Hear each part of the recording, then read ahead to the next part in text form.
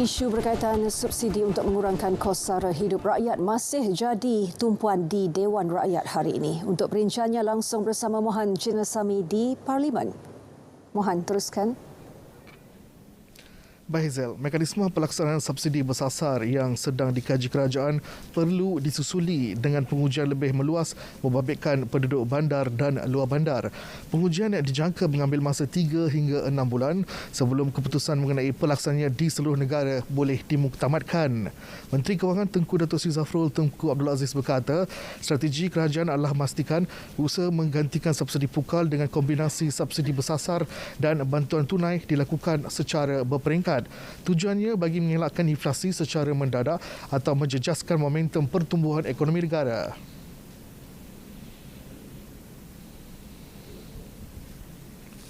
Ini selaras dengan pendekatan yang telah diambil oleh kerajaan untuk ayam contohnya, di mana bagi mengurangkan market distortions dengan izin, kerajaan telah meningkatkan harga siling ayam sebanyak 50 sen kg, tetapi pada masa yang sama memberi bantuan tunai tambahan kepada golongan B40.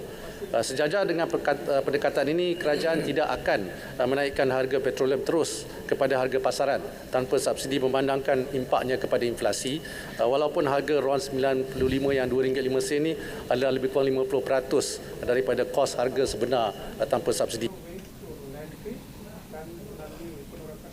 Dan bagi menampung keperluan tambahan subsidi pada separuh kedua tahun ini, Tengku Datuk Seri Zafrul memaklumkan kerajaan akan memaklumkan atau akan menilai semula keberkesanan setiap program subsidi dan insentif. Juga menyemak sumber hasil selain melaksanakan penjimatan tambahan sepanjang tempoh berkenaan. Sehubungan itu, harga minyak mentah dan sawit yang lebih tinggi tahun ini dijangka akan menjana hasil cukai tambahan melebihi RM10 bilion. Tambahan kepada itu, momentum pemulihan melebihi jangkaan dengan pertumbuhan KDNK negara pada suku pertama tahun ini amat memberangsangkan pada kadar 5% dan dijangka lebih kukuh pada suku kedua. Berdasarkan trend tersebut, kita bakal menerima hasil tambahan berkaitan cukai pendapatan serta cukai tidak langsung melebihi RM10 bilion lagi. Subsidi ditanggung kerajaan kini telah meningkat melebihi RM540 bilion. Peningkatan jumlah itu bertujuan mengurangkan beban kenaikan kos sara hidup rakyat ekoran kenaikan harga komoditi di dunia. Baik, Malaysia dan Indonesia sepakat mengintegrasikan sistem pengambilan pekerja asing yang diguna pakai kedua-dua negara. Tujuannya menyaras maklumat pekerja dalam pengkalan data bagi memudahkan pemantauan. Usaha mengintegrasi dua sistem dijangka selesai dalam masa terdekat.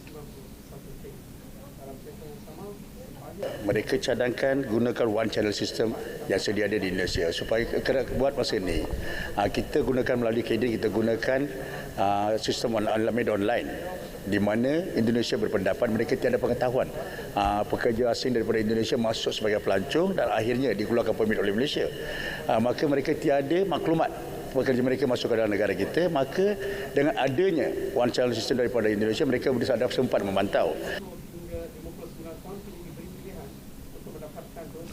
Jelas beliau, tindakan Indonesia menangguhkan sementara penghantaran tenaga kerjanya ke Malaysia mulai 12 Julai lalu disebabkan kekeliruan dalam mekanisme pengambilan PDI.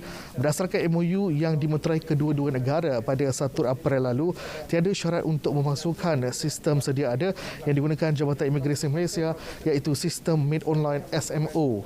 Bagaimanapun, Indonesia mahu sistem One Channel atau lebih dikenali sebagai SOC dibangunkan, diguna pakai untuk memudahkan pemantauan terhadap warganya yang bekerja di Malaysia.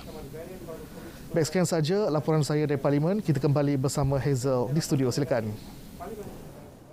Mohan Chinnasamy, terima kasih untuk perkongsian dari Parlimen.